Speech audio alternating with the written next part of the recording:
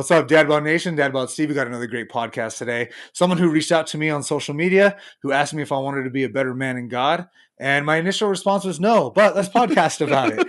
And so I have someone here who's got a great story and he's got a great goal. He helps people through exercise, through religion, through faith in God and Christ. I have Chris Avery. Chris, thanks so much for coming today. Thank you, Steve. I appreciate it, man. No problem. Hey, go ahead and introduce yourself. Yeah, absolutely. So, right now what I'm doing is I'm training to run the perimeter of America. So my whole goal is to do a 50K a day, which means 31.1 miles. It's the shortest ultra marathon you can run. And we'll do that for 365 days straight. That is insane. Thank you. It feels insane sometimes. And today is actually day 1400 of training. So we've run a 1400 days. So that is nuts, man. I tell everybody, I only run for three things: soccer, Spartan race, or someone's trying to kill me, right? Yeah. Can't stand running myself just to run. So what is it that motivates you to run? Yeah, that's a good question. So originally, going into my story a little bit, my wife was running marathons when we first met. Mm-hmm. And so for 17 years, I spent time in addiction. And when I finally got sober, I was lifting weights in the gym. And I just remember praying, like, God, please help me find somebody. Like, I'm finally doing good for myself. When you're ready, you know me better than myself. If I actually am going to keep doing good, like, please bring a lady into my life. A couple of months later, I found a lady. We were from Phoenix, Arizona, and she eventually moved up here. So I moved up here to Utah as well. But, we met at a party with about 1,000 and we just started talking. And she's 10 years younger than me. And I always thought at that time, like, I will never date somebody that young, And luckily though, like, I felt like our souls danced the first time. And really, since she was running marathons, we moved up here. She was going to run her first one, which there's one in St. George, a marathon. Yep. And she said, hey, do you want to run with me? Do you want to train with me? And I love going to the gym. And I was like, absolutely never will I ever run with you. Don't ever ask me that again. And I was like, how far do you have to run? Because I had no idea. She's like, 26.2 miles. I was like, that is ridiculous. And you have to pay for that. And she's like, yeah, but you get to eat oranges along the way. And I'm like, oh, sold then. Yes, sign me up, oranges. So anyways, she goes and runs that. I actually, helped her get the last few miles in, just because when you run a marathon, there's some serious suffering going on. Yeah. And that, then fast forward, we were married for about 1.5 years. She's going to quit she's going to run her last marathon, and her friends quit. Her friends get ready to drop out because they didn't do adequate training. And it was about a month before the run. And so I said to her, hey, I don't want you to drop out. This is your last marathon. Why don't I jump in and let's see what I can do. Let's see if I can handle a full distance marathon, because the only stipulation was I didn't want to train at all because I hated running. So yeah, if I did it 5 times in 20 years, this wasn't going to be one of those things I'm going to train for. I totally agree with you. Okay, cool. Yeah. I was with you with the gun, the gun, or the running for the police is what I used to say back in the day during addiction, like I made a joke. I was coaching, or, I was running a group with about 20 other guys a couple weeks ago. And I said, literally, that was probably one of the 5 times is when I ran from the cops, And so we go back and she's running her marathon, getting ready to run her marathon. She's trained, she's ready to go. And I'm like, I'm just going to get the shoes. We go out that day. And man, there's just something, and I would encourage you to find a way to run a marathon, because there is something that day that got unleashed that I would have never known had I not went and done it. And I believe had I not went and done it with no training. Because when I finished, and I remember going, like, I could die today. And how I feel, like the proudness that I feel about myself, the deep connection with God that I feel, like I never felt that, because 13.1 miles is halfway through. Yeah. And I don't know how to eat. I don't know how to train. I don't know how to pace, so I'm like, there's cones set up. And so I'm like, I'm going to run those next 5 cones, and then I'm going to walk 2 cones. So I start to just formulate a plan as I go. And my quads are cramping. Then my calves are cramping. And then it's, moving from your butt to the right side of your butt, down to your left side of your calf. And I'm starving to death because, I ate all my gels in the first half, and I'm cramping. And so people are giving me salt pills, because the community is really good. Just like the Spartan races. Yep. The community is really good, where they just want you to finish. They want to help you out along the journey. They want to see you succeed. Yeah, absolutely. And so I crossed the finish line, and I'd love to say that's even where the journey started. but then I went back to normal life, just like most of us. And I would run inconsistently, I'll say, right? Like I'd go out, me and my wife would go run like 4 or 5 miles together. Then I would go back and look at my Nike tracker. And on January of 2022 is when the actual training, so 1,400 days ago, started, January 8th. And it started because I woke up that day and I went, man, we got to do something bigger. Like in 2021, we did 60,000 push-ups and pull-ups in 90 days. Oh, wow. And everybody knows who David Goggins is, of course. So he promoted, doing something crazy like that. And I just thought like, man, I got to see how many push-ups and pull-ups I can do. So, I trained or I got my body really set for that. And then we did the 60,000 push-ups and pull-ups in 90 days. Then fast forward to 2022, I was like, we got to do something bigger. Like that wasn't big enough. That wasn't, the impact I want to make. I want to impact more people. And so we started training every day. And one of my keys, like for anybody to have any success, is going and looking at the running the marathon with no training. You can do something big inconsistently. You can do something small consistently. So that goes back to the training for the running around America. Like I started with 1 mile a day because going back to the Nike tracker, I looked at my Nike tracker and I only ran 4 times, like consistently, 4 days in a row. I never had run more than 4 days in a row. So I didn't even know if I could run a week. So in a week in a row. So I went back, I was like, let me start running a mile a day. And I realized like, man, if I think anybody can get out and do a mile a day, like it's so small that I go like, I would feel dumb if I didn't do it that day. Yeah. So I started that. We did it for a week and I was like, okay, cool. I can do a week. And I was like, let's see if I can do it for 90 days. Then I did it for 90 days. And that's just a mile a day, 90 days? Yeah, mile a day. So 90, by the end of 90 days, I did 90 miles, right? A little over 90 miles. And then we said like every 90 days we'll go up a mile. So then 2, 3, 4, and now we're at 17. Yeah, that like the crazy part is like going back to you can do something big and consistently, or you can do something small consistently. If you do something small consistently, you can get really big at doing something consistently. So to me, looking at doing 17 miles, and recently I just went out and ran 30 miles just to see if I could, because again, I don't have any rest days. So if I ran 30 miles today, that means tomorrow I got to get back out and still run the 17. So because we build up to that, it's amazing how much bigger you can do things if you do them, if you start small and consistent. And it really is. If you make the goal so small that it's so stupid, like you laugh at it if you don't do it, then I feel like your identity and your dedication is aligned with that. And so for me, it's much more about determination and dedication, and then the discipline comes over time. And that's really how we got started with the running and really the training and everything for the running of the perimeter. So how have you seen the discipline helping in your life? Because that's one of the big things that you reach out to people. Checking out your Facebook posts. Yeah. You say discipline helps with all these things in life. What has it done for you in your life that you want to share with other people? Because you post a lot about, hey, how can I help you? Yeah, absolutely. Right? And you're all about helping people. So what is it with the discipline of running that you've seen benefit your life in more ways than just physical health? Yeah, great point.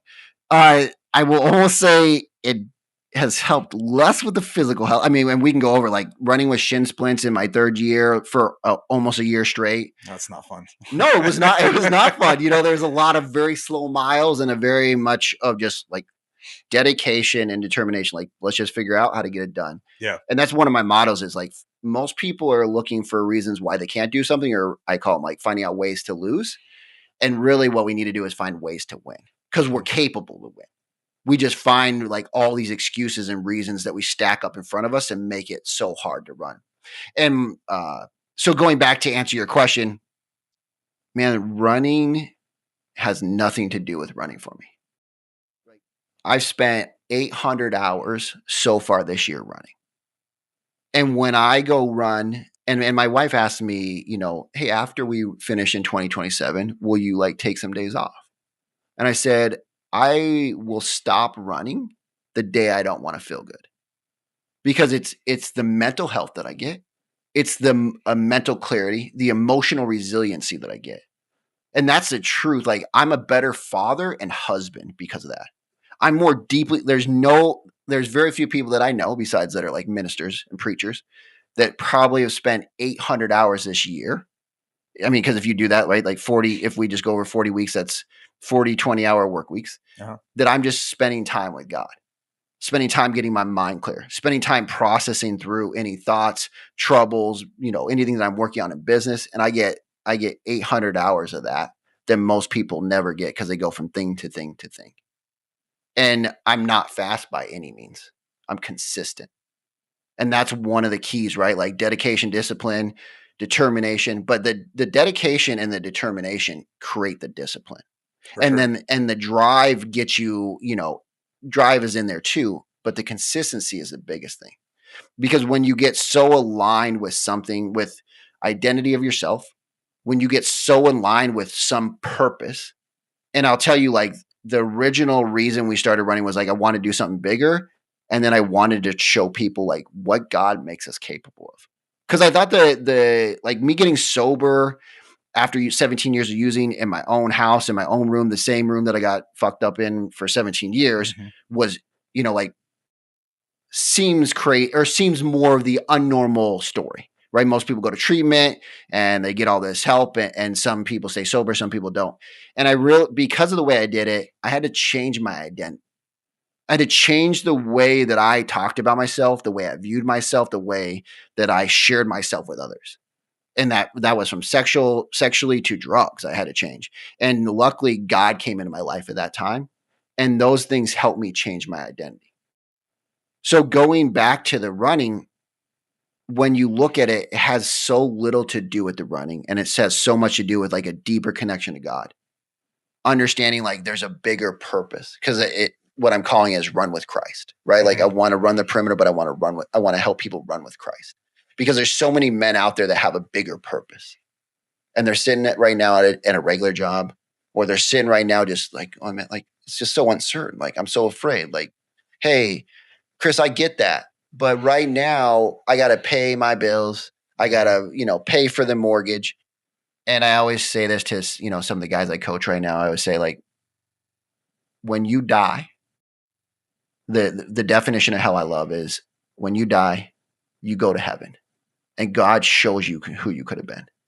And you get to determine, like, do you match that, or did you fall short? And in the Old Testament, like the definition of sin is missing the mark. And I call that missing the mark. And I talk to the guys that I coach and I say, like, I don't believe God is ever going to take you home and go like, you know what, Steve, you paid some bills. You went to work and you bought some stuff. Like that was the goal. And I don't think that's the goal of being here. I think there's a way bigger purpose that we all have, and we all have something calling in heart. And I'm not dissing a job. Like some people are serving their purpose, doing their job. And I say, God bless those people. And then there's a ton of people that aren't doing their mission or their purpose because they're afraid, they're uncertain, or they just don't believe. They have that doubt. And I help reinforce men's understanding of scripture, because if you understand, again, we talked about this before we started podcasting, but most people talk about the commandments. Yeah. Thou shalt not, thou shalt. Yet most people don't talk about the covenant. And that's the relationship. And that's far more important. The relationship is the identity change that you need to understand. Like, here's God's promise to you. Here's what he says he'll do for you. And that is not like, there's a scripture, and it's Numbers 23:19. And it says, like, God is not a man. God shall not lie. Like, if God promises this to you, he will deliver it to you. And yet we don't, man, like, I feel like I'm a little all over the place, but I want to say this.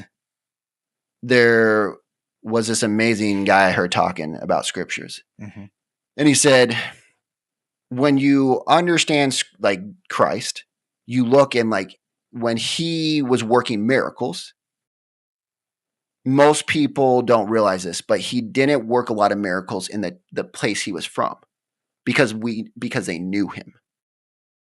Like they knew Christ, right? Like, oh, he's the guy. Like he's just that regular guy, right? He's Chris. He just does drugs and he's just hanging around and he's not doing like anything special. Yet when he left the place he was from, he was able to work these miracles. And my biggest concern about any religion or the way we talk about Christ is in America, we know him, but we don't really like create an identity or heart change to him. because through him, we have the same power and authority to call down God's power and authority, right? That's part of like understanding Christ at a deeper level, is that we can bring that power and authority into our own life. Yeah. We can do these amazing things. Yet we give ourselves not enough credit, and we just know Christ, but we don't really deeply like saturate ourselves. And when we read the word, if you can read scriptures in many different ways, and you can read scriptures to go like, man, this is like, okay, this is impactful. Like this helps me. Or we can read scripture to go like, this is what God is. This is who he is. This is his humor. This is his love. This is his promise. This is his justice. And when we understand that, we develop this deep relationship. And so for me, helping men go like, what's your purpose? Here are the scriptures to reinforce what God's promises to you and his power and authority that you get. And here's the power through Christ. And the do you know much about like the Garden of Gethsemane? Uh-huh. Okay. So everybody may know this, and they can laugh at me later if I'm the only person that didn't. But Gethsemane means like Jesus goes to the Mount of Olives. Yep. Gethsemane means oil press. So when he went there, he bled out of his pores because he was being pressed. And the breaking is for the remaking. See, most of us go like, I don't want to get broke. Like that sounds really bad. But like the breaking, when you're serving a purpose, like the breaking is the remaking. It's the refiner's fire. And when you look at a person that refines metal and they're refining gold, they get asked like, how do you know when like the gold disappears? Because the refiner's fire doesn't like destroy the gold. It actually purifies the gold. So when you look at that and you go like, okay, and he says, the way I can tell how the metal is like at its purest is when I can see myself in it. And that's what Christ is saying to each one of us. Like when Christ can, like when we can see Christ in us, that's when we're refined. And this breaking is purposeful, and it comes with meaning and refinement. So going back to the Mount of Olives is like, we're all meant, if you look at Jesus and he talks like he prayed over the bread, right? Mm-hmm. So he prays, then he breaks, then he hands out.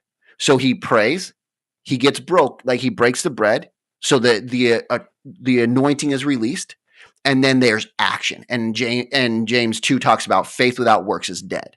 Yep. And so to me, I want to help refine these men and give them courage and give them the word so they can go like, man, this purpose isn't just given to me for no reason. This thing calling in my heart isn't for no reason. There's a purpose behind it, a much bigger purpose. And God promises that if I put faith with works and I don't give up on this, that I'm anointed through Christ, because one of the definitions of Christ is anointed one. Yeah. So through Christ, we are anointed to serve a bigger mission. And I think if we understand, like we get to, like it's hard for me to define, like we know Christ, but we can get to know him deeper. And so that is really what I love to do for men and with men, is because I think most of us have a bigger calling than we're serving. And I think it's really about understanding Christ at a deeper level and understanding God's word at a deeper level, and then taking action. But the running is just the thing that keeps you mentally stable, keeps you mentally clear, keeps you emotionally regulated. Because everybody that I work with that's either serving the purpose or want to, that's the toughest thing is emotionally regulating yourself, because there's so much stress, but yet the peace comes through Christ. And I've taken on so many things financially. I've taken on so many things with the running, and I've never had a deeper peace, a deeper comfort, and a deeper like trust and understanding of that. It's just there. It's just already done. Like Christ died for the victory. I have to put in the faith and the work, but Christ died for the victory. So I've already won. And there's just true power in understanding that. So what are some examples of things that you do with men with the running? Like, do you do groups? Do you do training programs? Or do you just kind of say, hey, here's the idea? Like what kind of things do you do for guys? Yeah. So we make them run, of course, because that's the number one thing. And that sounds so bad, making them run. Yeah, I do it. Yeah. I don't care if they don't want to. I do it. If you are part of like our community, if you're part of our tribe, you're running.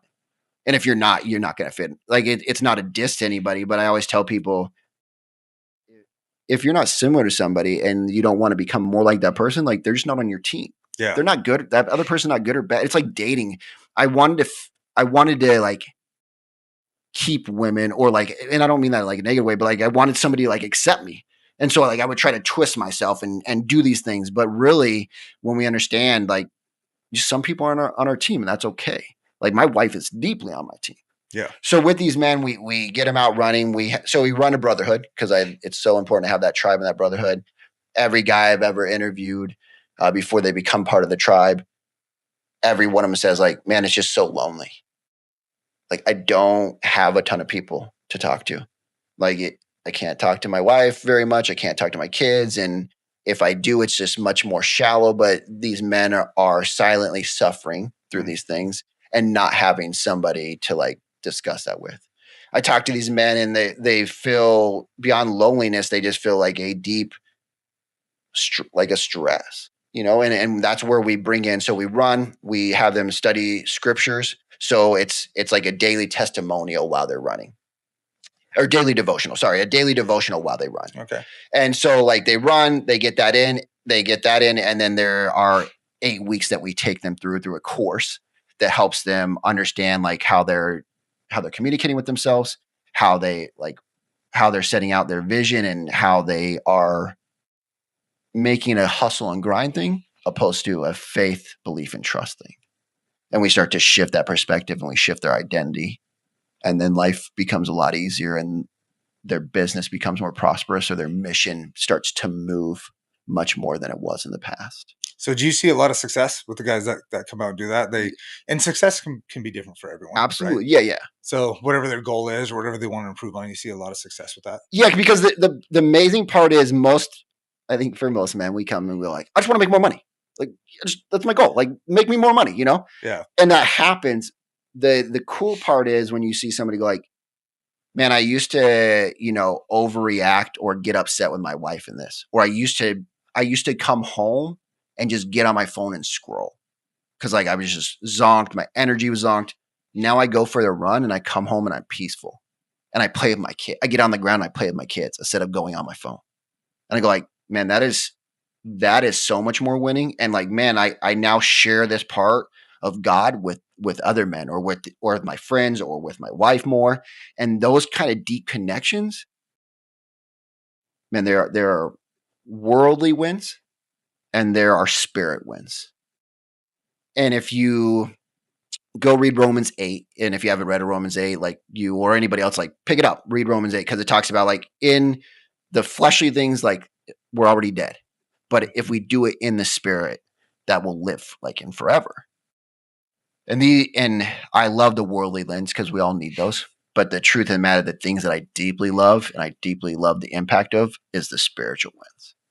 And that is like the deeper spiritualness with your kids, the deeper spiritualness with like other men, the deeper spiritualness like you have with your wife.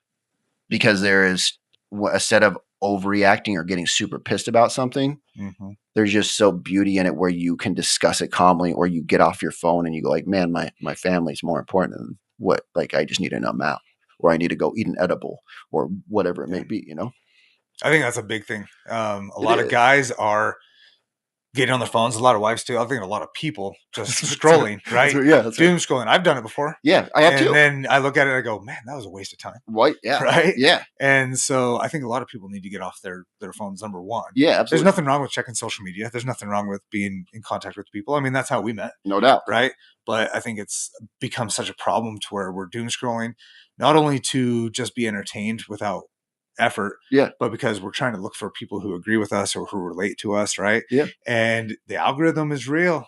It is real. It takes you where it wants you to go, and it can mess with your mind sometimes. So how can people get a hold of you and figure out a time to like talk to you about these things? Like how can they see Chris Avery and say, hey, Chris, help me out with this? Yeah, great question. So if you go to social media, you can go to Chris Avery Coaching on Instagram. You can go to Chris Avery. Just I'm the guy that looks like I've been running in snow, and my beard's covered in snow, and my shirt's covered in snow. So just look for that photo.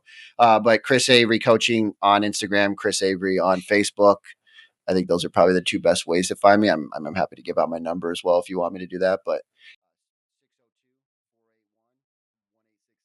I really hope you don't get spam calls. Yeah. From that. We can edit that out later if we don't like it, For that'll be sure. the one thing we edit out. There you go. That's Yeah. the one we edit out. Yeah. So give me an idea. Like if someone reaches out to you and says, "Hey, Chris, help me out." Like, what's a conversation you'll have with them? So they kind of expect like this is what I'm going to receive. Yeah. So first thing and foremost, man, we have an interview. It's no different than anything else. Like I got to make sure you're a good fit for the team. Yeah. So we have an interview. I ask you about 15 questions, and we decide like, hey, do you want to run and I don't mean just run, but like, do you want to run your life the way we're going to format it? Because this isn't like I'm just going to make money. This is like, I'm going to make money and I'm going to transform my life the way I want it to be with my family, with people, with God. So it's a bigger transformation because I believe God is not rules and regulations, it's transformation. And so we'll sit down, we'll have a conversation, and then we'll determine like, hey, are we on the same team? Right? Are we a good fit? Are you willing to like run with us, and are we willing to run with you? Because the last thing I want to do is have you join the team and have it be a crappy fit for you, or for you to be a crappy fit for us. Because that's just all that does is breed like, man, that sucked, or it breeds like cognitive dissonance in that you can do what you want to do. Because we may not be the right fit for you. Yeah. And then all you do is get another thing and go like, that program didn't work. Oh, another program didn't work. And you go like, yeah, I think there's a lot of that going on. I think there's a lot of like, I'll sign you up. I could use the money like with certain programs. And then you get in and you go like, that didn't deliver anything that we talked about or didn't deliver it the way I needed it.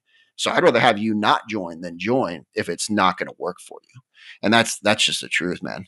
And do you do it for everyone around the nation? Is it specifically here in Utah? Great question. Yeah. So it's all virtual. I mean, certainly I do run with guys that are local just because it's fun, and I'm running every day already, so I might as well drag them along, but no, it's nationwide. It's really, worldwide, but there's very few people that we work with just for, again, time zone. Like the community is so important. Yeah. And it's easy to go like, hey, I can sign somebody up in Australia, but if they're not going to be able to connect just in our bigger group and in our smaller groups that we like break off into, then it leaves them like disconnected again. And that we're missing like a quarter of the program is like that deeper connection, that having somebody to reach out to, having that person to grow and prosper with and go through from beginning to end of the process. And I will be honest, like the program is 8 week, like the course is 8 weeks, but it's a cycle, right? Just going back to the determination, dedication, drive, and discipline, that is a loop. It is not I did it once and we're like, you're just done with it. It's like, it's a loop that you constantly go back through and refine. It's the refiner's fire that gets you better and better. So we certainly do it nationwide. And we love working with people all over, but usually in the nation is, in the United States, when I say nation is since we're from the United States is the best for us, That works out. Yeah. And I want to go back to your recovery. Yeah, absolutely. A little bit. Yeah. You said you found God.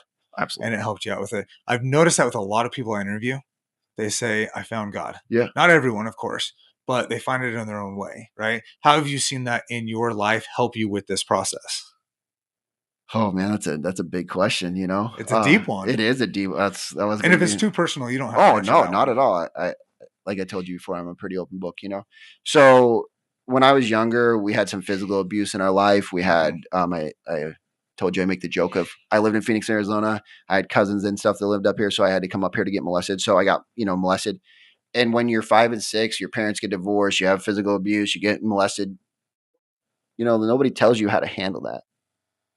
Yeah, back in our day, it was don't talk about it. Yeah, you don't talk about it. Like, and then when you don't talk about it, there's a lot of shit. Like in the darkness, that's where the devil works his magic. Yep. Just like pornography with phones and stuff. And like I got deep into porn from, not saying that like I can take responsibility. Like I chose it, but I got deep into porn and just, thinking when your first sexual experience is molestation and people tell you, not in a bad way, but my like aunt and some of my other like relatives said, like, you only have sex with the person you love, right? That's who you want to have sex with. And your first sexual experience is not that. There is a lot of like shame and just, okay, sex is like this dirty, nasty thing. And porn goes pretty well with that. Yeah. Or it did for me. And so, you know, fast forward past all that stuff, I just started using drugs in high school because I didn't know how, and, you know, I didn't really know how to handle myself. Coping mechanism. Yeah, it really was. Like, everybody says that drug is the problem. To be honest, the drug is the solution because we don't know how to handle our emotions. We don't know how to process it. So the solution is I can't feel this. My central nervous system can't handle this. Yeah. So how do I regulate my central nervous system? Well, I did it with alcohol and weed and then cocaine.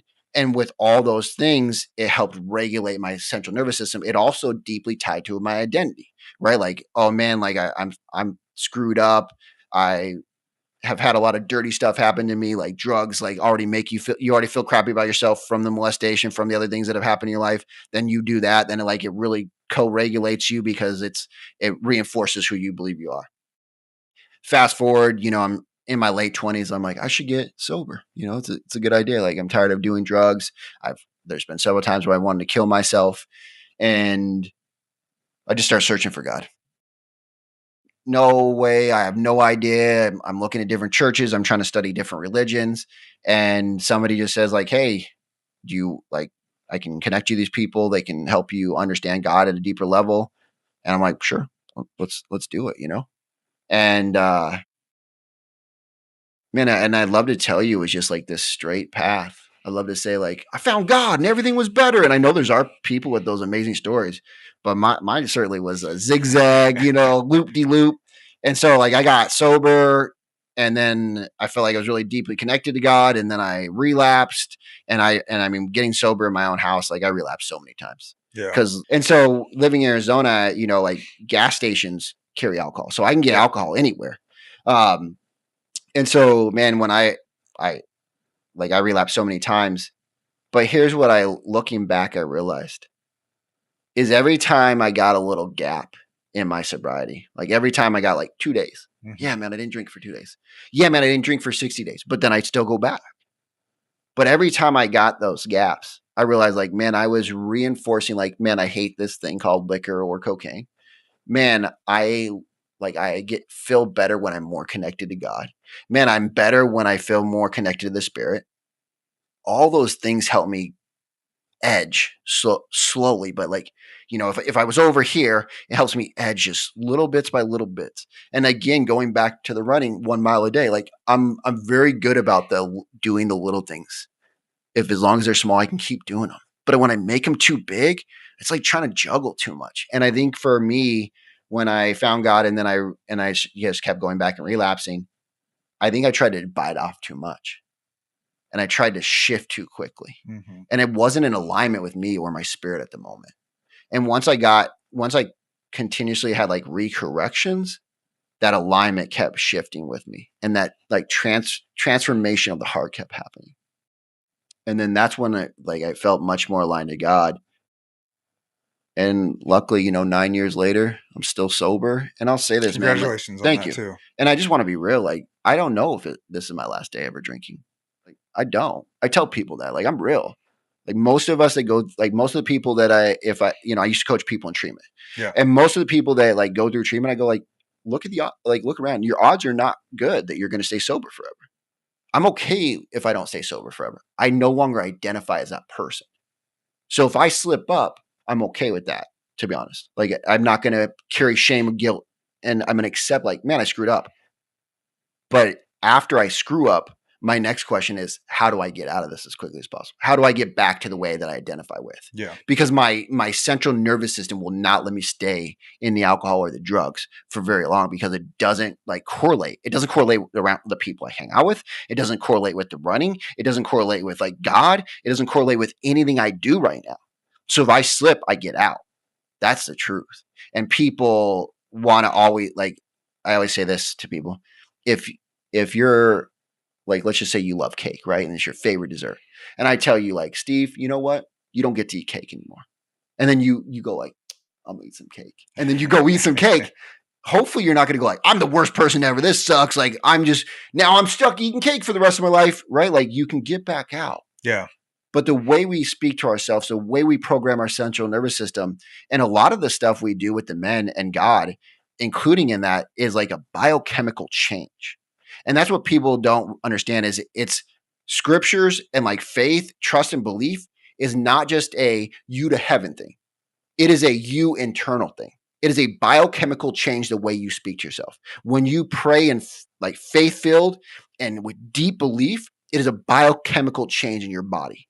When you go run and you calm your central nervous system, when you're pissed at your wife and you go run for a mile instead, like you have now calmed your central nervous system and you have created a biochemical change the way your body, your brain, and your spirit react to something. And man, that is like a game changer. That is how you like really shift your life to be the best it can be. And that's what I'm after. I'm after men that want to like create the best life they can have. Because I think we sell ourselves too short and we have far too much excellence inside us from our spirit, from what God gave us. Oh, for sure. I like what you said too. Small goals. Small, right? A lot of people do this when they go to the gym, when they want to change their life that way. Yeah. It's like, okay, I'm going to go keto, or I'm going to cut carbs completely, or Yeah. I'm going to do this diet. And they do one of those extreme diets. And then I'm going to lift every day and I'm going to go hardcore. It's too much. Yep. It's too much right away. It and is. so they quit. And the failure rate is so high with that, right? Have you ever, you're my age.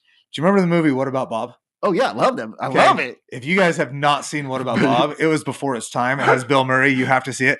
Baby steps, right? Yeah. Baby steps to the fridge. Baby steps outside. Baby steps, right? It really It really is baby steps. And a lot of people need to see that you have to go slow. You can't always do it on your own. You have to be able to say, what helps can I get?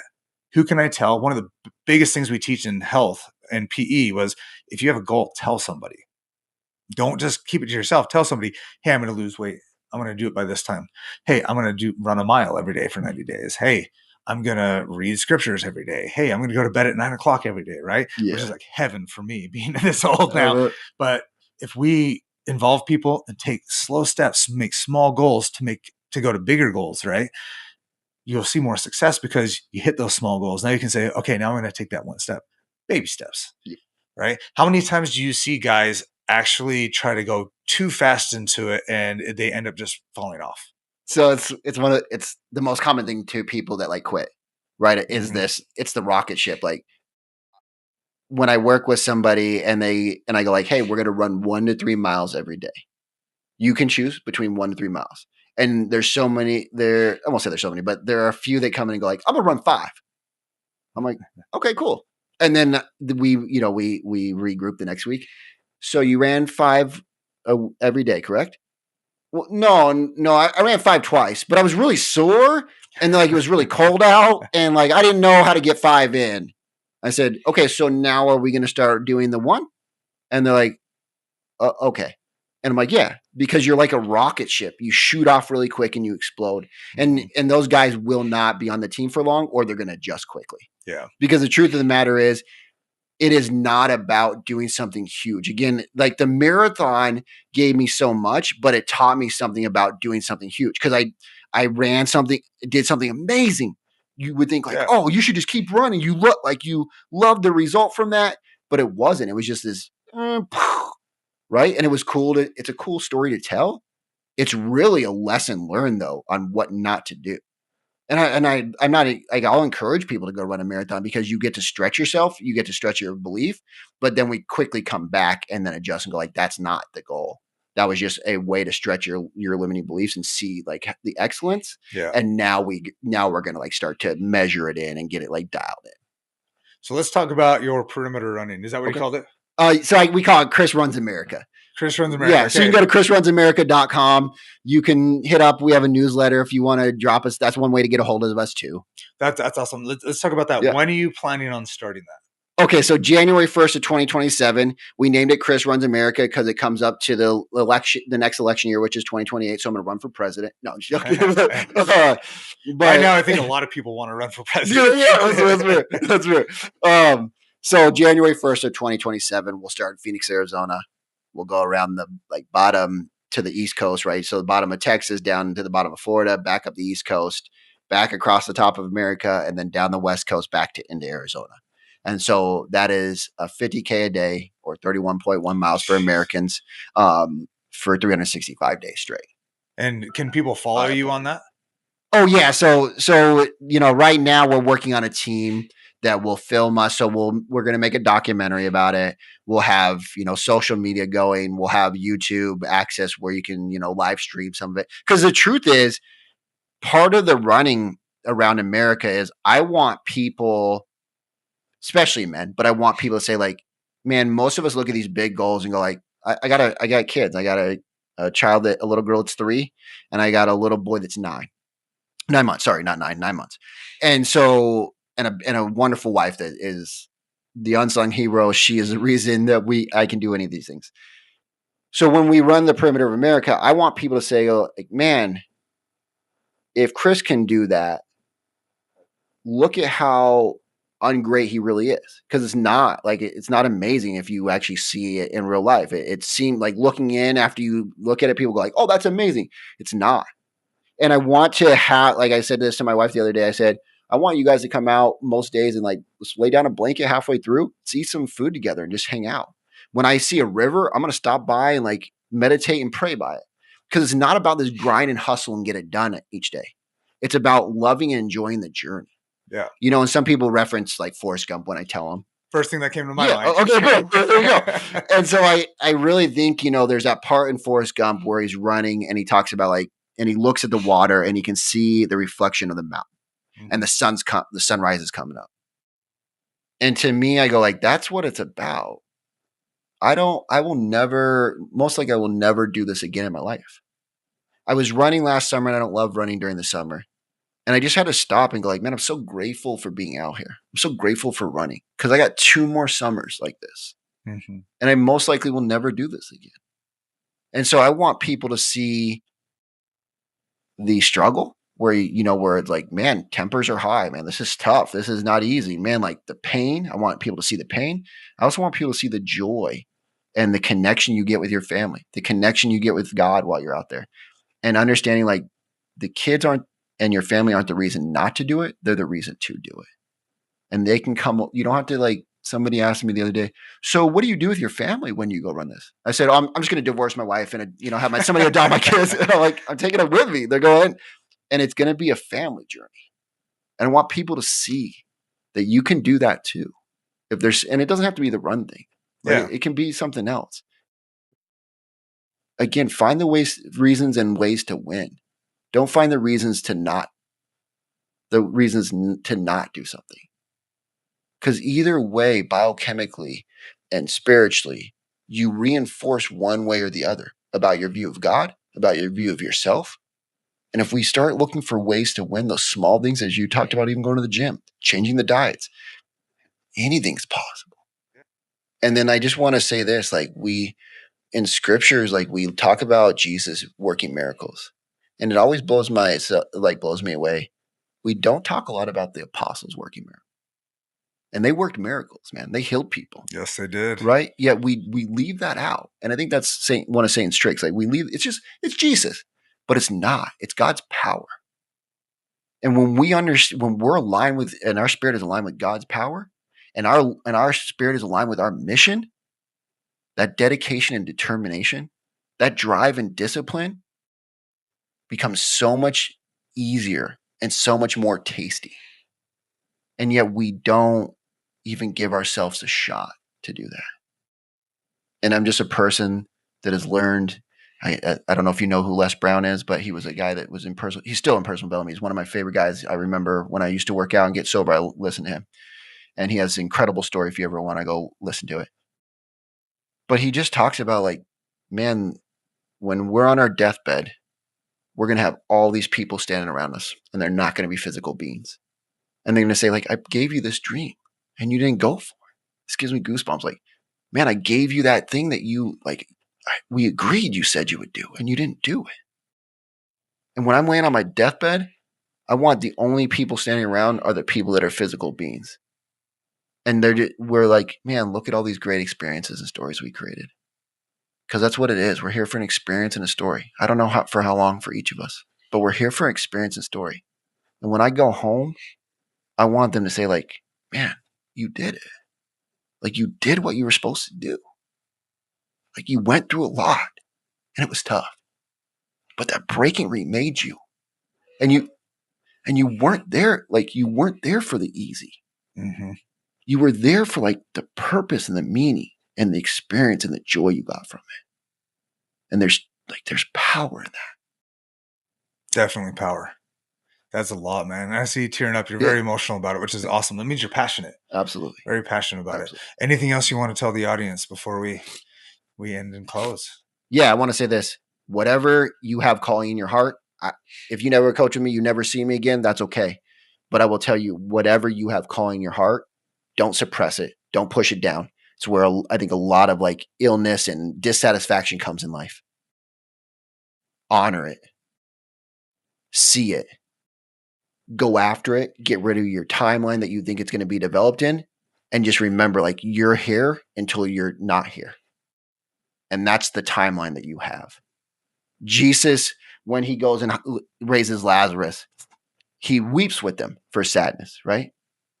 Most people don't catch this, but in the scriptures, it also says like he gets frustrated because they get upset with him. You didn't get here in time. Yeah. You could have healed him. And he goes like, man, it's he doesn't say this exactly, but it says that like he murmurs or he gets upset with them. And it's almost like he says, you good and unfaithful servant, or you ungood and you unfaithful servant. Like you thought there was a timeline to what I could do. And there's no timeline. You just have to believe and trust. And if you have that thing in your heart that you know, like you're meant to pursue, go after it. Go after it, because everything that you go through will be the greatest journey and the most meaningful thing. And it'll give you the deepest connection to God that you'll ever have on this earth. That is insane. That is good. I like it. Thanks. That is awesome. Thanks. So if you guys want to check out Chris Avery, go follow him. Go follow his journey. Check him out. If you want to reach out to him, hit him up. He'll meet with you one-on-one. If you guys ever want to ask him questions, hit him up on Facebook. That's how we got together. We'll see you guys next time. Thank you guys for watching. Thanks, Steven.